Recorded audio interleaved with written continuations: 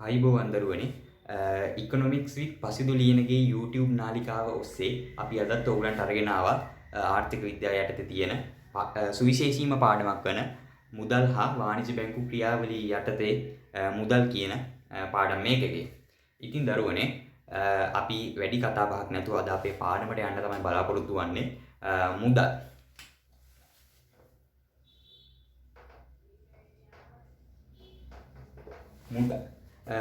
මොකද්ද දරුවනේ මොනවාද දරුවනේ මේ මුදල් කියලා කියන්නේ? මුදල් කියලා කියන්නේ දරුවනේ හුවමාරු මාධ්‍යයක් වශයෙන් භාවිතා වෙන ඕනෑම දෙයක් අපිට මුදල් කියලා සරලව අර්ථකථනය කරන්න පුළුවන්. හුවමාරු මාධ්‍යයක් වශයෙන් භාවිතා වෙන ඕනෑම දෙයක්. අපි දන්න අපේ ඈත අතීතයේ ඉතිහාසයට යනකොට මුදල් විද්‍යට විවිධ දේවල් භාවිතා කරලා තියෙනවා. නයිසර්ගික වටිනාකමක් පවතින දේවල් භාවිතා කරලා තියෙනවා. රිදි, රත්රන්, මුතු මැණික්, සිප්පි කටු විවිධ පාෂාණ වර්ග යනාදී තමයි මේ මුදල් විදියට භාවිතා කරලා තියෙන්නේ. ඊටත් පෙර යුගයේදී භාණ්ඩ වලට භාණ්ඩ හුවමාරු කරගත්ත දෙයක් තමයි අපිට දක්නට ලැබෙන්නේ. ඉතින් දරුවනේ වර්තමානයට එන විට නයිසර්ගික වටිනාකමක් නොමැති දේවල් නොමැති කොළ විශේෂයෙන් ගත්තොත් කොළ වර්ග තමයි මුදල් විදියට භාවිතා කරන්නේ. ඒක ඇතුලේ නයිසර්ගික වටිනාකමක් නැහැ. ඒ වුණාට එහෙම තියෙනවා කියලා පොදු පිළිගැනීමක් ජනතාව තුළ තියෙනවා. ඉතින් මේ මුදල් කියන සාධකයේ ගත්තොත් මුදලක ප්‍රධාන කාර්යයන් හතරක් තියෙනවා. මේ මුදලක ලක්ෂණ මුදලේ ප්‍රධාන කාර්යයන් කියලා අපි මේවා හඳුන්වනවා. පළවෙනි කාර්යය තමයි හුවමාරු මාධ්‍යයක් වශයෙන් ක්‍රියාත්මක වීම.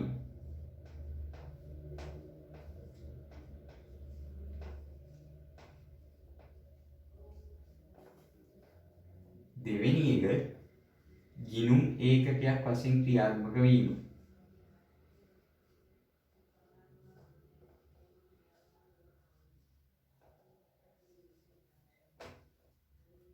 තුන්වෙනි එක වටිනාකමේ සන්නිධියක් ලෙස ක්‍රියාත්මක වීම.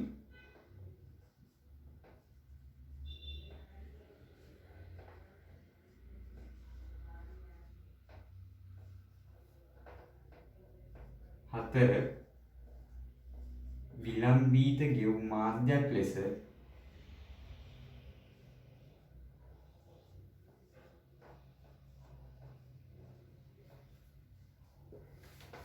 ක්‍රියාත්මක වීම. එතකොට දරුවනේ මේ හතර තමයි මුදලක ප්‍රධාන කාර්යයන් කියලා අපිට දක්වන්න පුළුවන්. එක හුවමාරු මාධ්‍යයක් ලෙස ක්‍රියාත්මක වීම, ගිණුම් ඒකකයක් ලෙස ක්‍රියාත්මක වීම, වටිනාකමේ සන්නිධියක් ලෙස ක්‍රියාත්මක වීම සහ විලම්බීත ගෙවුම් මාධ්‍යයක් වශයෙන් ක්‍රියාත්මක වීම. එතකොට අපි බලමු හුවමාරු මාධ්‍යයක් වශයෙන් ක්‍රියාත්මක වීම කියන්නේ මොකක්ද කියලා. හුවමාරු මාධ්‍යයක් ලෙස ක්‍රියාත්මක වීම කියන්නේ දරුවනේ මුදල් කිසියම් භාණ්ඩ හා සේවාවක් මිලදී ගැනීම සඳහා භාවිතා කරන්න පුළුවන්. හුවමාරු කරගන්න පුළුවන්. හුවමාරු මාධ්‍යයක් වශයෙන් ක්‍රියාත්මක වීම. මේ දෙයට තමයි අපි හුවමාරු මාධ්‍යයක් වශයෙන් ක්‍රියාත්මක වීම ලෙස හඳුන්වනු ලබන්නේ. එතකොට මේ හුවමාරු මාධ්‍යයක් වශයෙන් ක්‍රියාත්මක වීමේදී බලපානවා මුදලක ලක්ෂණ ටිකක්. අපි මේකට කියනවා හොඳ මුදලක ලක්ෂණ කියලා. අපි බලමු මොනවද මේ හොඳ මුදලක ලක්ෂණ කියලා. පළවෙනි එක තමයි පොදු පිළිගැනීමක් තියෙන්න ඕනේ. රටේ ජීවත් වෙන මිනිස්සුන්ට, ලෝකේ ජීවත් වෙන මිනිස්සුන්ට මේ මුදල් සම්බන්ධයෙන් පොදු පිළිගැනීමක් තියෙන්න ඕනේ. පිළිගන්න ඕනේ. ඇමරිකානු ඩොලර් ගත්තොත් ඒක ලෝකේ සෑම රටක්ම පිළිගන්නවා. යුරෝ, පවුන්ඩ් කියන දේවල් ලෝකේ සෑම රටක්ම පිළිගන්නවා. ඒ වගේම තමයි දැන් ලංකාවේ රුපියල් ගත්තොත් ඇතැම් රටවල් පිළිගන්නවා. ලංකාව ඇතුලේ ජනතාව අතර පොදු පිළිගැනීමක් තියෙනවා. ඉතින් මේ හුවමාරු මාධ්‍ය ඒ වගේම තමයි මේ හුවමාරු මාධ්‍යයක් ලෙස ක්‍රියාත්මක වීමේදී තවත් හොඳ මුදලක ලක්ෂණයක් ලෙස අපිට පෙන්වා දෙන්න පුළුවන් සුලභ හෝ දුලභ නොවීම. කිසියම් මුදලකයක් ගත්තොත් ඒක සුලභ වෙන්නත් බෑ, දුලභ වෙන්නත් බෑ. ඒ කියන්නේ රට තුල වැඩියෙන් තියෙන්නත් බෑ, අඩුවෙන් තියෙන්නත් බෑ. තුන්වෙනි කරුණ තමයි පහසුවෙන් නිපදවිය නොහැකි වෙන්න ඕනේ. කිසියම් මූල්‍ය අධිකාරියක් විසින් තමයි මේ මුදල් නිෂ්පාදනය කරනු ලබන්නේ. මිනිස්සුන්ට නිපදවන්න බෑ, වෙනත් ආයතන වලට නිපදවන්න බෑ. මූල්‍ය අධිකාරිය විසින් පමණයි මෙම මුදල් නිපදවන්න පුළුවන් වෙන්න ඕනේ. ඒ වගේම තමයි පහසුවෙන් රැගෙන යා හැකි වෙන්න ඕනේ. ඉතින් මේ වගේ කරුණු කාරණා කීපයක් හොඳ මුදල ලක්ෂණ කියලා අපිට පෙන්වලා දෙන්න පුළුවන්. දෙවෙනි කරුණ තමයි ගිණුම් ඒකකයක් ලෙස ක්‍රියාත්මක වීම. කිසියම් භාණ්ඩ හා සේවාවල වටිනාකම එක් පොදු මිනුමකින් ප්‍රකාශ කිරීම තමයි මේ ගිණුම් ඒකකයක් කියන්නේ අදහස් වන්නේ. කිසියම් භාණ්ඩ හා සේවාවක් මිලදී ගැනීමේදී එහි වටිනාකම එක් පොදු මිනුමකින් අපිට ප්‍රකාශ කරන්න පුළුවන්. අපි උදාහරණයක් දැක්වුවොත් හාල් කිලෝ එක රුපියල් 200යි කියලා මං කියනවා. පරිප්පු කිලෝ එකක් රුපියල් 100යි කියලා කියනවා. එතකොට හාල් කිලෝ දෙකක් දරුවනේ පරිප්පු කිලෝ එකකට හාල් කිලෝ දෙකක් එකක් පරිප්පු කිලෝ දෙකකට සමාන වෙනවා. ඉතින් මේ වගේම තමයි වටිනාකමේ සන්නිධියක් ලෙස මුදල් ක්‍රියාත්මක වෙනවා.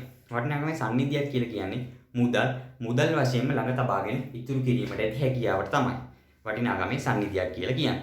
එතකොට මේ වටිනාකමේ සන්නිධියක් ලෙස ක්‍රියාත්මක වීමේදී වරදවා තේරුම් ගන්න එපා අපි මේ වාණිජ බැංකුවක හෝ වෙනත් මූල්‍ය ආයතනයක මුදල් ඉතුරු කරනවා කියලා මේකෙන් අපි අදහස් කරන්නේ නැහැ. අපි මේකෙන් අදහස් කරන්නේ මුදල් වශයෙන්ම ළඟ තබාගෙන ඉතුරු කිරීමේ හැකියාවට. ඒත් වර්තමානයේදී යම් සාධක තියෙනවා මෙහෙම මුදල් වශයෙන්ම ළඟ තබාගෙන ඉතුරු කරන්න නොහැකි වෙන්න. මොනවද මේ සාධක? ඇත්තටම අනාරක්ෂිතයි. මුදල් වශයෙන්ම ළඟ තබාගෙන ඉතුරු කරන්න මිනිස්සු පෙළඹෙන්නේ අනාරක්ෂිත බව නිසා. ඒ වගේම තමයි ඒකට ආවස්තික පිරිවැය සහිත කාර්යයක්. මුදල් වශයෙන් ළඟ තබාගෙන ඉතුරු කරනවා කියන එක. අපි ඒක වාණිජ බැංකුවකේ දෙවුවොත් එහෙම නැත්නම් සුරකුම්පත් මිලදී ගන්න දෙවුවොත් වෙනත් මූල්‍ය ආයතනයකේ දෙවුවොත් අපිට පොලියක් හම්බ වෙනවා. ලාභයක් හිමි වෙනවා. ඉතින් ඒකින්ද මුදල් වශයෙන්ම මිනිස්සු ඉතුරු කරන්න පෙළඹෙන්නේ නැහැ වර්තමානයේදී. ඒ වගේම තමයි දරුවනේ විලම්භීත ගෙවුම් මාධ්‍යයක් ලෙස මුදල් ක්‍රියාත්මක වෙනවා. මොකද්ද මේ විලම්භීත ගෙවුම් මාධ්‍යයක් කියන්නේ? විලම්භීත ගෙවුම් මාධ්‍යයක් කියන්නේ වර්තමානයේ සිදු කරන ගනුදෙනුවක වටිනාකම අනාගතයේදී පියවිය හැකි නම් අන්න අපි කියනවා විලම්භීත ගෙවුම් මාධ්‍යයක් කියලා. වර්තමානයේදී සිදු කරන ගනුදෙනුවක වටිනාකම අනාගතයේදී පියවිය හැකි නම් ඒක විලම්භීත ගෙවුම් මාධ්‍යයක් කියලා හඳුන්වනවා. ඉතින් මෙන්න මේ කාර්යයන් හතර තමයි මුදලකින් ඉටු කරන්නේ. මුදලක කාර්යයන් මොනවද කියලා විභාගෙ දෙහුවොත් ඕගොල්ලෝ ලියන්න ඕනේ මෙන්න මේ කාර්යයන් ටික. අපි යමු තවත් පාඩමේ ඉස්සරහට.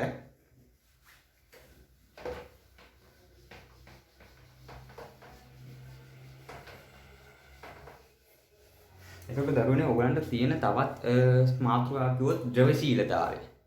ද්‍රවශීලතාවය කියන්නේ මොකද්ද? ද්‍රවශීලතාවය කියන්නේ දරුවනේ කිසියම් වත්කම අතිරේක පිරිවැයකින් තොරව අලාභ අත් නොවිද කෙටි කාලයක් තුලදී විනිමය මාධ්‍ය බවට පත් කර ගැනීමට ඇති හැකියාවට තමයි ද්‍රවශීලතාවය කියලා කියන්නේ. මොකද්ද?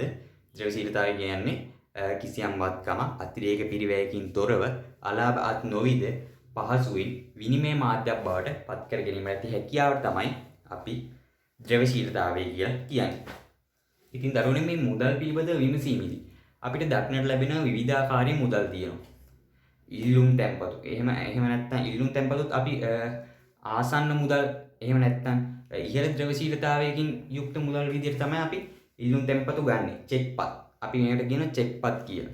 ඒ වගේම තමයි ආදේශ මුදල්. ආදේශ මුදල් කියන්නේ මොනවද? ආදේශ මුදල් කියන්නේ දරුවනේ අපි දන්නවා ක්‍රෙඩිට් කාඩ් ඩෙබිට් කාඩ් කියලා කියන්නේ හරපත් සහ ණයපත් ආදේශ මුදල්. ඒ වගේම තමයි අපිට දක්වන්න පුළුවන් ආඥප්ති මුදල්. ආඥප්ති මුදල් කියන්නේ මොනවද? වර්තමානයේදී මෙහි භාවිතා කරන්නේ ආඥප්ති මුදල්. ආඥප්ති මුදල් කියන්නේ වටිනාකමේ නයිසර්ගික වටිනාකමක් නැහැ. පොදුවේ පිළිගන්නවා මේක මුදල් කියලා. හැබැයි මම 100 කොලයක් පෙන්නුවොත් මේ 100 කොලේ නයිසර්ගික වටිනාකමක් නැහැ. ඒත් අපි පිළිගන්නවා මේකේ නයිසර්ගික වටිනාකමක් තියෙනවා කියලා. ඔන්න ඕකට තමයි අපි ආඥප්ති මුදල් කියලා කියන්නේ. ඊට පස්සේ ගත්තොත් ශක්තිමත් මුදල්. ලෝක ශක්තිමත් මුදල් ලෙස හඳුන්වන්නේ ඇමරිකානු ඩොලර්, බ්‍රිතාන්‍ය පවුම්, යුරෝ සහ ජපන් යෙන්. ඔන්න ඔය මුදල් වර්ග හතර තමයි ලෝකේ තියෙන ශක්තිමත් මුදල් කියලා හඳුන්වනු ලබන්නේ. ඒ වගේ අපිට ඒ සංකල්ප ඉතාමත් පොඩි සංකල්ප මේ පාඩමේ තියෙන ඒවා ටික හොඳින් අවබෝධ කරගන්න ඕනේ. අපි ඊට පස්සේ යනවා ඕගලන්ගේ තියෙන ප්‍රධාන මාතෘකාව. මොකද්ද මේ ප්‍රධාන මාතෘකාවක් වෙන්නේ? සංචිත මුදල්.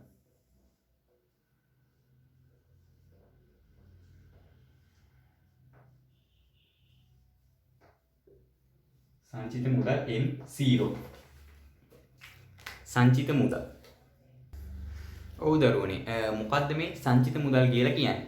සංචිත මුදල් කියන්නේ දරුවනේ කිසියම් නිශ්චිත දිනකට රටක මූල්‍ය අධිකාරී විසින් නිපදවා ආර්ථිකයට නිකුත් කර ඇති මුළු ඉහළ ද්‍රවශීලතාවයෙන් යුක්ත වටිනාකම් තොගේ වටිනාකමට තමයි සංචිත මුදල් කියලා කියන්නේ. මොකද්ද? කිසියම් නිශ්චිත දිනකට රටක මූල්‍ය අධිකාරිය විසින් නිපදවා ආර්ථිකයට නිකුත් කර ඇති මුළු කාසියා නෝට්ටු තොගේ වටිනාකමට තමයි සංචිත මුදල් කියලා අපි හඳුන්වනු ලබන්නේ. ඉතින් මේ සංචිත මුදල් ගත්තොත් සංචිත මුදල් ප්‍රධාන කොටස් 4කින් සමන්විත වෙනවා. සංචිත මුදල් ගත්තොත් මේ සංචිත මුදල් ප්‍රධාන කොටස් 4කින් සමන්විත වෙනවා. M0 පළවෙනි එක තමයි මහජනතාව සතු කාසි හා නෝට්ටු.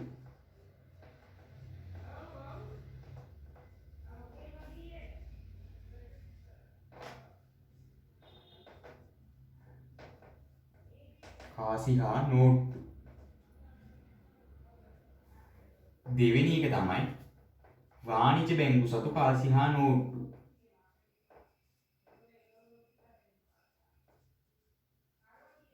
වාණිජ්‍ය බැංකු සතු කාසි හා නෝට්ටු. තුන්වෙනි එක තමයි වාණිජ්‍ය බැංකු නමින් මහ බැංකුවේ ඇති කාසි හා නෝට්ටු. අපි මේකට කියන ව්‍යවස්ථාපිත සංචිත කියලා. වාණිජ්‍ය බැංකු නමින් මහ බැංකුවේ ඇති.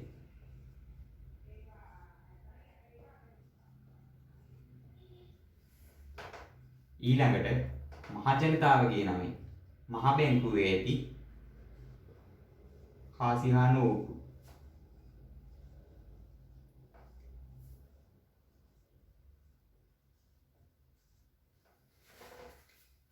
එතකොට මේ M0 කොටස් 4කින් සමන්විත වෙනවා. පළවෙනි එක තමයි මහජනතාවගේ සතු කාසි හා නෝට්ටු. දෙවෙනි එක වාණිජ්‍ය බැංකු සතු කාසි හා නෝට්ටු. ඒ කියන්නේ අධිසංචිත. තුන්වෙනි එක වාණිජ්‍ය බැංකු නමින් මහ බැංකුවේ ඇති කාසි හා නෝට්ටු ව්‍යවස්ථාපිත සංචිත. මොකද්ද මේ ව්‍යවස්ථාපිත සංචිතයක් කියන්නේ? ව්‍යවස්ථාපිත සංචිතයක් කියන්නේ දරුවනේ අපි දන්නා වාණිජ්‍ය බැංකු තියෙනවා. මේ වාණිජ්‍ය බැංකු නමින් කොටසක් මහ බැංකුවේ තැන්පත් කරන්න ඕන. මේ දෙයට තමයි දරුවනේ අපි කියන්නේ ව්‍යවස්ථාපිත සංචිතය කියලා. එතකොට M0 සමන්විත වෙන්නේ මහජනතාව සතු කාසි හා නෝට්ටු, වාණිජ්‍ය බැංකු සතු කාසි හා නෝට්ටු, වාණිජ්‍ය බැංකු නමින් මහ බැංකුවේ ඇති කාසි හා නෝට්ටු සහ මහජනතාව හෙවත් මූල්‍ය ආයතන නමින් ඇති මහ බැංකුවේ තැන්පතු. ඉතින් දරුවනේ M0 මේ විදිහට අපිට ඉදිරිපත් කරන්න පුළුවන්. මෙයත් සමග අපි යමු මුදල් ඉල්ලුම කියන සාධකයට.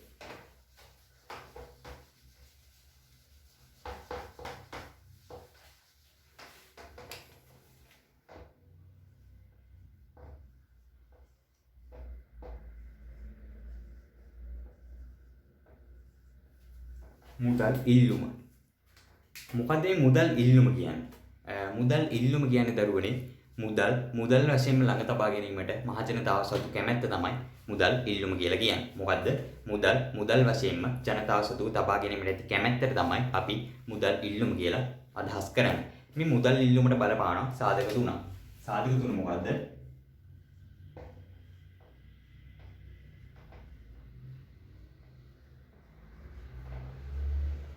ගනුදෙනු චේතනාව,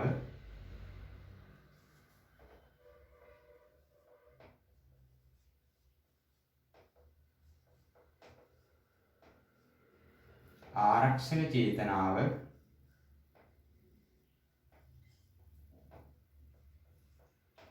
සමපේක්ෂණ චේතනාව.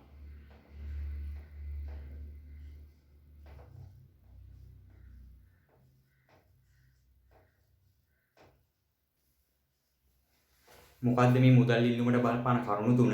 පළවෙනි එක ගනුදෙනු චේතනාව, දෙවෙනි එක ආරක්ෂණ චේතනාව, තුන සමපේක්ෂණ චේතනාව. මොකද්ද මේ ගනුදෙනු චේතනාව කියන්නේ? ගනුදෙනු චේතනාව කියන්නේ දරුවනේ ගනුදෙනු කිරීම සඳහා එහෙම නැත්නම් භාණ්ඩ හා සේවා මිලදී ගැනීම සඳහා මිනිසුන් මුදල් ළඟ තබා ගැනීමට ඇති කැමැත්තට තමයි ගනුදෙනු චේතනාව කියලා අපි හඳුන්වනු ලබන්නේ. මොකද්ද? භාණ්ඩ හා සේවා මිලදී ගැනීම සඳහා මිනිසුන් මුදල් ළඟ තබා ගැනීමට ඇති කැමැත්තට තමයි ගනුදෙනු චේතනාව කියලා අපි ඉදිරිපත් කරන්නේ. ඒ වගේම තමයි මේ ගනුදෙනු චේතනාව ගත්තොත් ගනුදෙනු චේතනාව ආදායම සමග පවත්වන අනුලෝම සම්බන්ධතාවය. ගනුදෙනු චේතනාවේදී ආදායම මූර්ත ආදායම සමග එහෙම නැත්නම් මුදල් ආදායම සමග පවත්වන අනුලෝම සම්බන්ධතාවය. Y Q මුදලට ඇති ඉල්ලුම. මුදල් ආදායම වැඩි වෙන විට ගනුදෙනු චේතනාව සඳහා ළඟ තබා ගන්නා මුදල් ප්‍රමාණය වැඩි කරනු ලබනවා. අනුලෝම සම්බන්ධතාවයක් තමයි පවත්වනු ලබන්නේ. හොඳට බලන්න. මිනිසාගේ මුදල් ආදායම වැඩි වෙනවා. මුදල් ආදායම වැඩි වෙනකොට ගනුදෙනු චේතනාව සඳහා ළඟ තබා ගන්නා මුදල් ප්‍රමාණය වැඩි වෙනවා. මුදල් ආදායම වැඩි වෙනවා. ගනුදෙනු චේතනාව සඳහා ළඟ තබා ගන්නා මුදල් ප්‍රමාණය වැඩි වෙනවා. අනුලෝම සම්බන්ධතාවයක් ආදායමත් ගනුදෙනු චේතනාව සඳහා ළඟ තබා ගන්නා මුදල් ඉල්ලුමත් අතර ඇති වෙනවා. අපි ගත්තොත් ආරක්ෂණ චේතනාව. ආරක්ෂණ චේතනාව කියන්නේ අනපේක්ෂිත තත්ත්වයන්ට මුහුණ දීම සඳහා. අපිට කියන්න බෑ අපිට මොනව සිද්ධ වෙයිද කියලා. සමහරවිට රෝහල් ගත වෙන්න පුළුවන්. එහෙම නැත්නම් හදිසි නඩත්තු කටයුත්ත සිදු කරන්න සිද්ධ වෙනවා නිවසේ. මෙන්න මේ වගේ අනපේක්ෂිත තත්ත්වයන්ට මුහුණ දීම සඳහා මිනිසු මුදල් ළඟ තබා ගැනීම ආරක්ෂණ චේතනාව කියලා හඳුන්වනු ලබනවා. ආරක්ෂණ චේතනාව මේකත් මුදල් ආදායමත් සමග අනුලෝම සම්බන්ධතාවයක් පවත්වනු ලබනවා. මුදල් ආදායම වැඩි වෙනකොට ආරක්ෂණ චේතනාව සඳහා ළඟ තබා ගන්නා මුදල් ප්‍රමාණය වැඩි කරනු ලබනවා. මුදල් ආදායම වැඩි වෙනවා. ආරක්ෂණ චේතනාව සඳහා ළඟ තබා ගන්නා මුදල් ප්‍රමාණය වැඩි කරනු ලබනවා. මේකත් ආදායමත් සමග අනුලෝම සම්බන්ධතාවයක් පවත්වනු ලබනවා. ඊට පස්සේ අපි ගත්තොත් සමපේක්ෂණ චේතනාව. සමපේක්ෂණ චේතනාව කියන්නේ අනාගතයේදී ලාභ ලැබීමේ අපේක්ෂාවෙන් මිනිසුන් මුදල් ළඟ තබා ගැනීමට තමයි සමපේක්ෂණ චේතනාව කියලා කියන්නේ. මොකද්ද? අනාගතයේදී ලාභ ලැබීම සඳහා මිනිසුන් මුදල් ළඟ තබා ගැනීම සමපේක්ෂණ චේතනාව කියලා හඳුන්වනු ලබනවා. එතකොට මේ සමපේක්ෂණ චේතනාව ගත්තොත් මේක සම්බන්ධතාවය පවත්වන්නේ පොලී අනුපාතිකයත් සමග. මොකක් සමගද? පොලී අනුපාතිකයත් සමග තමයි මේක සම්බන්ධතාවය පවත්වන්නේ. එතකොට පොලී අනුපාතිකයේ වැඩි වෙනකොට ළඟ තබා ගන්නා මුදල් ප්‍රමාණය අඩු කරනවා. පොලී අනුපාතිකයක් සමපේක්ෂණ චේතනාව සඳහා ළඟ තබා ගන්නා මුදල් ප්‍රමාණයත් අතර ඇතිවන්නේ ප්‍රතිලෝම සම්බන්ධතාවයක්. පොලී අනුපාතිකයේ ඉහළ යනවා. සමපේක්ෂණ චේතනාව සඳහා ළඟ තබා ගන්නා මුදල් ප්‍රමාණය අඩු කරනවා. පොලී අනුපාතිකයක් සමපේක්ෂණ චේතනාව සඳහා ළඟ තබා ගන්නා මුදල් ප්‍රමාණයත් අතර ඇතිවන්නේ ප්‍රතිලෝම සම්බන්ධතාවයක්. එතකොට දරුවනේ පොලී අනුපාතිකය අඩු වෙනවා කියමුකෝ. පොලී අනුපාතිකය අඩු වෙනකොට සමපේක්ෂණය සඳහා ළඟ තබා ගන්නා මුදල් ප්‍රමාණය වැඩි කරනු ලබනවා. ඍණ සම්බන්ධයක් තමයි පවතින්නේ සමපේක්ෂණ චේතනාව සහ පොලී අනුපාතිකයත් සමග. අර දෙකත් එක්ක පවතින්නේ ගනුදෙනු චේතනාවයි ආරක්ෂණ චේතනාවයි අතර පවතින්නේ අනුලෝම සම්බන්ධයක්. ඒක තේරුම් ගත යුතුයි. එතකොට දරුවනේ මේ සමපේක්ෂණ චේතනාව ගත්තොත් මේ සඳහා බලපාන ප්‍රධාන සාධක දෙකක්. පළවෙනි සාධකය තමයි මුදලේ ආවස්තික පිරිවැය. මොකද මේ මුදලේ ආවස්තික පිරිවැය කියන්නේ? මුදලේ ආවස්තික පිරිවැය කියන්නේ අපි මුදල් ළඟ තබා දැන් සම්පේක්ෂණ චේතනාවේ සිදු වෙන්නේ මුදල් ළඟ තබා ගැනීමනේ ලාභ ලැබීම සඳහා. එතකොට අපි හිතමු වාණිජ්‍ය බැංකුව ඉතුරු පොලී අනුපාතිකය වැඩි කරනවා. ඉතුරු පොලී අනුපාතිකය වැඩි කරොත් අපිට වැඩියෙන් පොලිය ලැබෙන නිසා අපි සමපේක්ෂණය සඳහා ළඟ තබා ගන්නා මුදල් ප්‍රමාණය අඩු කරලා ඉතුරු තැන්පතු වල මුදල් තැන්පත් කරනවා. අන්න එතකොට පොලී අනුපාතිකය ඉහළ යනවා, ළඟ තබා ගන්නා මුදල් ප්‍රමාණය අඩු කරනවා. පොලී අනුපාතිකය පහළ යනකොට අපිට ඉතුරු තැන්පතු වල තැන්පත් කරන එක වාසිදායක නිසා අපි කරන්නේ ඒ මුදල් නැවත ළඟට ගන්නවා. අපි ළඟ තියෙන මුදල් ප්‍රමාණය ඉහළ යනවා. එතකොට පොලී අනුපාතිකය ඉහළ යනකොට සම්පේක්ෂණ මුදල් ප්‍රමාණය අඩු වෙනවා. පොලී අනුපාතිකය පහළ යනකොට සමපේක්ෂණ මුදල් ප්‍රමාණය වැඩි වෙනවා. ඔන්න ඕක තමයි මෙතනින් ඉදිරිපත් කරන්නේ. ඒ වගේම තමයි සුරිගුම්පත් මිල ගණන් අතර පවතින සම්බන්ධතාවය. ඒකත් අපිට මෙතනට ආදේශ කරගන්න පුළුවන්. පොලී අනුපාතිකයේ ඉහළ යන කාලවලදී මහා බැංකුවේ සුරිගුම්පත් මිල ගණන් අඩු වෙනවා. පොලී අනුපාතිකය ඉහළ යනකොට සුරිගුම්පත් මිල ගණන් අඩු වෙනවා. සමපේක්ෂකයෝ තමන්ගේ සම්පේක්ෂණ මුදල් ප්‍රමාණය යොදවලා සුරිගුම්පත් මිල දී ගන්නවා. පොලී අනුපාතිකය අඩු වෙනකොට සුරිගුම්පත් මිල වැඩි වෙනවා. එතකොට ඒ අපි ගත්ත අඩුවට ගත්ත සුරිගුම්පත් නැවත වැඩි මිලට විකුණනවා. ඔන්න ඕක තමයි මෙතනින් අපි ඉදිරිපත් කරන්නේ. එතකොට මුදලට ඇති ඉදිරිම කරුණු තුනයි: ගනුදෙනු චේතනාව, ආරක්ෂණ චේතනාව, සමපේක්ෂණ චේතනාව. අපි යමු තවත් පාඩමේ ඉස්සරහට.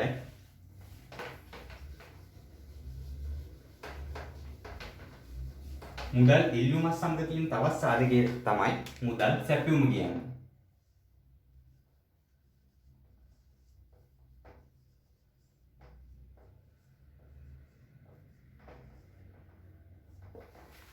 මුදල් ඉල්ලුමත් එක්ක බැඳිච්ච අනිත් සාධකය තමයි මුදල් සැපයුම කියන්නේ. මොකද්ද මේ මුදල් සැපයුම කියන්නේ? මුදල් සැපයුම කියන්නේ දරුවනේ කිසියම් නිශ්චිත කාල සීමාවකදී මහජනතාව සතු පවතින ඉහළ ද්‍රවශීලතාවයෙන් යුක්ත වත්කම් තොගේ වටිනාකම තමයි මුදල් සැපයුම කියලා කියන්නේ. මොකද්ද? කිසියම් නිශ්චිත දිනකදී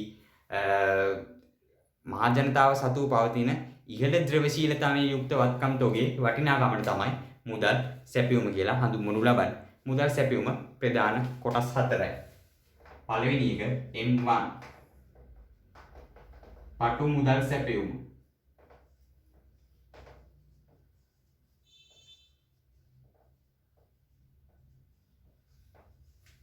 දෙක M2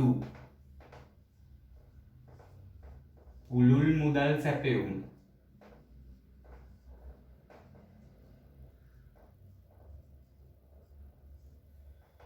M2B ඒකාබද්ධ පුළුල් මුදල් සැපයුම.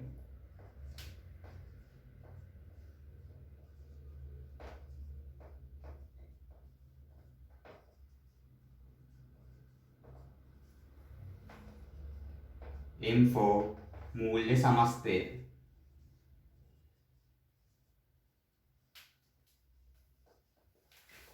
මුදල් සැපයුම් ප්‍රධාන කොටස් හතරයි M1, M2, M2B, M4 පටු මුදල් සැපයුම, පුළුල් මුදල් සැපයුම, ඒකාබද්ධ පුළුල් මුදල් සැපයුම සහ මූල්‍ය සමස්තය. පටු මුදල් සැපයුම. මොකද්ද මේ පටු මුදල් සැපයුම කියලා හඳුන්වනු ලබන්නේ? මම මේ ටික මකලා දාන්නම්. පටු මුදල් සැපයුම. පටු මුදල් සැපයුම් කියන්නේ දරුවනේ රටේ මහජනතාව සතු ව්‍යවහාර මුදල් සහ ඉල්ලුම් තැන්පතු වල එකතුවට තමයි පටු මුදල් සැපයුම කියලා කියන්නේ. පටු මුදල් සැපයුම හදන්නේ M1 සමානයි CP ධන DDP. CP කියන්නේ මහජනයා සතුව පවතින කාසිහා නෝට්ටු ව්‍යවහාර මුදල්. මහජනයා සතු පවතින ව්‍යවහාර මුදල්. ඒ කියන්නේ කාසිහා නෝට්ටු වල තමයි CP කියන්නේ. DDP කියන්නේ ඉල්ලුම් තැන්පතු. ඉල්ලුම් තැන්පතු කියන්නේ මොකද්ද? ඉල්ලුම් තැන්පතු කියන්නේ මම ඉස්සෙල්ලා කිව්වා ඉල්ලුම් තැන්පතු කියන්නේ චෙක්පත්. චෙක්පත් ගත්තම ඒක අපි ආර්ථික විද්‍යාවේදී පිළිගන්නවා ඒක ව්‍යවහාර මුදල් හා සමානයි කියලා. චෙක් එකක් දීලා ගනුදෙනුව සිදු කරන්න පුළුවන්. ඒ වගේම තමයි කාසියා නෝට්ටු දීලා ගනුදෙනුව සිද්ධ කරන්න පුළුවන්. වෙනසක් නැහැ. එහෙනම් මේ වත්කම් දෙක තමයි ද්‍රවශීලතාවෙන් ඉහළම වත්කම් දෙක. M1 කියන්නේ එහෙනම් ද්‍රවශීලතාවෙන් ඉහළම වත්කම. M1 පටු මුදල් සැපයුම. M1 සමානයි CP ධන DDP. CP කියන්නේ මොකද්ද? මහජනයා සතු පවතින ව්‍යවහාර මුදල්. DDP කියන්නේ ඉල්ලුම් තැන්පතු. ඒ කියන්නේ මේ M1 කියන්නේ රටේ ද්‍රවශීලතාවෙන් ඉහළම වත්කම් දැක්වෙන මුදල් සැපයුම වල තමයි පටු මුදල් සැපයුම කියලා හඳුන්වනු ලබන්නේ. M1 සමානයි CP ධන DDP. M2 ගත්තොත්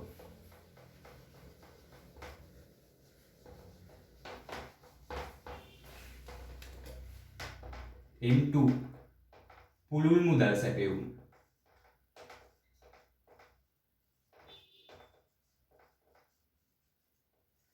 M2 හදන්නේ CP ධන DDP ධන TSDP. CP ධන DDP ධන TSDP. අපි මේක දන්නවා. CP ධන DDP කියන්නේ පටු මුදල් සැපයුම හැදුවා. මහජනයා සතු ව්‍යවහාර මුදල්, මහජනයා සතු ඉල්ලුම් තැන්පතු. TSDP කියන්නේ දරුවනේ වාණිජ බැංකු සතු පවතින කාලීන හා ඉතුරුම් තැන්පතු. කාලීන හා ඉතුරුම් තැන්පතු. කාලීන තැන්පතු කියන්නේ ස්ථාවර තැන්පතු. ස්ථාවර හා කාලීන තැන්පතු. ඉතුරුම් තැන්පතු කියන්නේ අපි දන්නවා අපිට පොලියක් හම්බ වෙනවා බැංකුවේ කියලා සල්ලි දැම්මම අන්න ඒක තමයි ඉතුරු තැන්පතු කියන්නේ. එතකොට මේ දෙක තරම් මේක ද්‍රවශීලතාවයෙන් ඉහළ නැහැ. ඇයි ඒ? අපිට කඩේකට ගිහිල්ලා ඉතුරු තැන්පතු පොතක් දීලා භාණ්ඩ හා සේවා මිලදී ගන්න බෑ. හැබැයි වාණිජ්‍ය බැංකුවට ගිහිල්ලා පොත දීලා අපිට ඒ සල්ලි අරගෙන කඩේකට ගිහිල්ලා ගනුදෙනු කරන්න පුළුවන්. එහෙනම් මේ දෙක තරම් ද්‍රවශීලතාවයෙන් ඉහළ නෑ TSDB. නමුත් ද්‍රවශීලතාවයෙන් ඉහළයි. මේ දෙක තරම් නැති වුණත් කාලීන හා ඉතුරු තැන්පතු ද්‍රවශීලතාවයෙන් ඉහළයි. එතකොට පටු මුදල් සැපයුම තරම් නොමැති වුවත් පුළුල් මුදල් සැපයුම ද්‍රවශීලතාවයෙන් ඉහළයි. ඒක තමයි ඔළුවට දාගන්න ඕනේ. හරිනේ.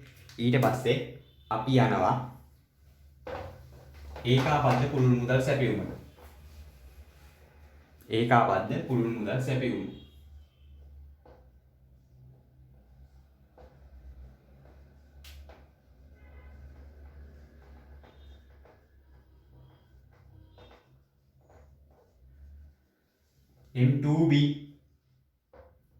M2B සමානයි CP ධන DDP ධන TSDP ධන TSD NRFC ධන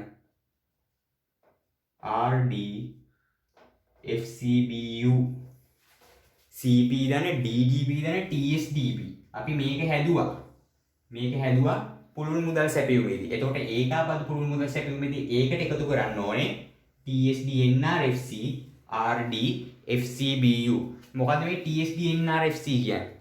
NRFC අපි දන්නවා වාණිජ්‍ය බැංකුවලත් පවත්වාගෙන යනවා NRFC ඩිපොසිට් කියලා අපි කියනවා. NRFC කියන්නේ දරුවනේ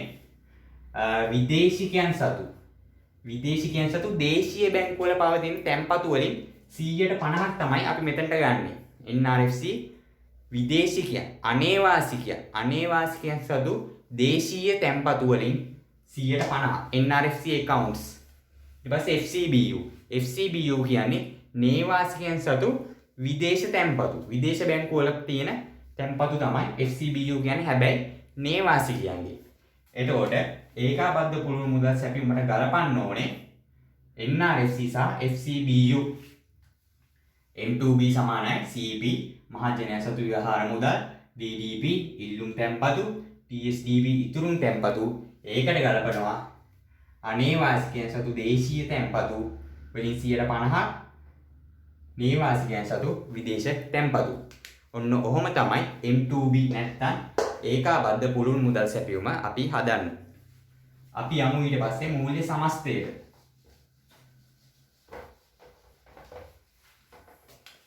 M4 මූල්‍ය සමස්තය සරලව ගත්තොත් CP ධන DDP ධන TSDP TSD NRFC RD FCBU TSD NBU. කොහොමද හැදුවේ? CP ධන DDP ධන TSDP ධන TSD NRFC ධන RD FCBU. මේක හැදුවා අපි ඒකාබද්ධ පුළුල් මුදල් සැපයුම. එහෙනම් මේතනදී කරන්නේ ඒකට ගලපනවා TSD NBU කියන සංකල්පය. TSD NBU කියන්නේ මොකද්ද? විශේෂිත මූල්‍ය ආයතන සතු තැන්පතු. අන්න මේ ඒ දේවල් ගලපනවා අපි TSD NBU වල. මොනවද විශේෂිත මූල්‍ය ආයතන? ෆිනෑන්ස් කම්පැනි ඔන්න ඔය වගේ දේවල් තමයි විශේෂිත මූල්‍ය ආයතන කියන්නේ. එතකොට විශේෂිත මූල්‍ය ආයතන සතු තැන්පතු වල වටිනාකම ගලපනවා මූල්‍ය සමස්තයෙන්. එතකොට මේ මූල්‍ය සමස්තයෙන් පෙන්නනවා රටේ පවතින මුළු ඉහළ ද්‍රවශීලතාවයෙන් යුක්ත වත්කම් තොගයේ වටිනාකම තමයි මූල්‍ය සමස්තයෙන් අපිට නිරූපණය කරන්නේ. තවත් පාඩමේ යමු ඉස්සරහට.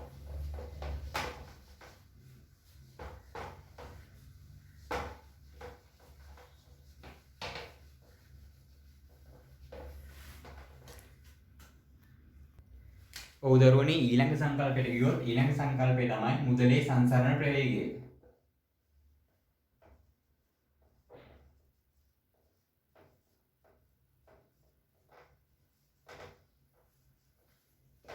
මුදලේ සංසරණ ප්‍රවේගය. මොකද්ද මේ මුදලේ සංසරණ ප්‍රවේගය කියලා කියන්නේ? මුදලේ සංසරණ ප්‍රවේගය කියන්නේ දරුවනේ කිසියම් මුදල් ඒකකයක් විනිමය මාධ්‍යයක් වශයෙන් අතින් අත හුවමාරු වාර ගණන තමයි මුදලේ සංසරණ ප්‍රවේගයෙන් පෙන්වුම් කරන්නේ. කිසියම් මුදල් ඒකකයක් විනිමය මාධ්‍යයක් වශයෙන් අතින් අත හුවමාරු වන වාර ගණනට තමයි මුදලේ සංසරණ ප්‍රවේගය කියන්නේ. එතකොට මුදලේ සංසරණ ප්‍රවේගය ගත්තොත් හදන්නේ සංසරණ ප්‍රවේගය සමානයි මූර්ත ජාතික ආදායමෙන්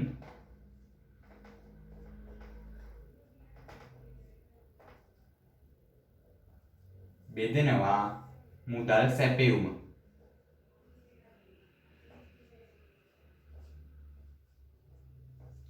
මුදලේ සංසරණ ප්‍රවේගය හදන්නේ මූර්ත ජාතික ආදායමෙන් බෙදන්න ඕනේ මුදල් සැපයුම. එතකොට එනවා අපිට මුදලේ සංසරණ ප්‍රවේගය. උදාහරණයක් ගත්තොත් මූර්ත ජාතික ආදායම බිලියන 400යි නම් මුදල් සැපයුම 40යි නම් මුදලේ සංසරණ ප්‍රවේගය 10යි. මෙහෙම තමයි මුදලේ. හොඳයි දරුවනේ, අපි බලමු දැන් මුදල් ගුණකය කියන්නේ මොකක්ද කියලා. මුදල් ගුණකය කියන්නේ දරුවනේ රටක මුදල් සැපයුම සහ සංචිත මුදල් අතර පවත්නා සම්බන්ධතාවයට තමයි, සම්බන්ධතාවය නිරූපණය කරන ගුණකයට තමයි මුදල් ගුණකය කියන්නේ. එහෙම නැත්නම් රටක මුදල් සැපයුම සංචිත මුදල් මෙන් කී ගුණයක්ද කියලා තමයි මේ මුදල් ගුණකය නිරූපණය කරන්නේ. M1 මුදල් ගුණකය හදන්න කිව්වොත් M1 මුදල් ගුණකය හදන්නේ M1 බෙදෙනවා M0 ගෙන්. කොහොමද හදන්නේ? M1 මුදල් ගුණකය හදන්නේ M1 බෙදෙනවා M0 ගෙන්. M2 මුදල් ගුණකය හදන්න කිව්වොත් හදන්නේ M2 බෙදෙනවා M0 ගෙන්. ඒ කියන්නේ පුළුල් මුදල් සැපයුම බෙදෙනවා සංචිත මුදල් වලින්. M1 බෙදීම M0. M2B ඒකාබද්ධ මුදල් ගුණකය හදන්න කිව්වොත් M2B බෙදෙනවා M0 ගෙන්. M4 මුදල් ගුණකය හදන්න කිව්වොත් M4 බෙදෙනවා M0 ගෙන්. හරිම සරලයි. එතකොට ඒ අදාළ මුදල් සැපයුමේ ගුණකය හදන්න ගියොත් ඒ අදාළ මුදල් සැපයුම බෙදන්න ඕනේ සංචිත මුදල් වලින්. ඊට පස්සේ අපි වැදගත්ම සංකල්පයකට එනවා මේ මුදල් කියන කොටසේ. මුදල් ප්‍රමාණවාදය.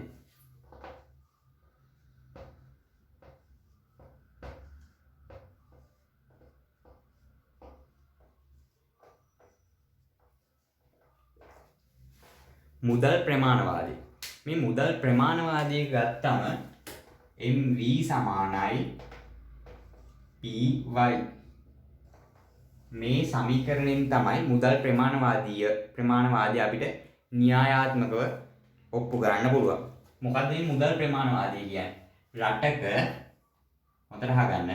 රටක මූර්ත ජාතික ආදායම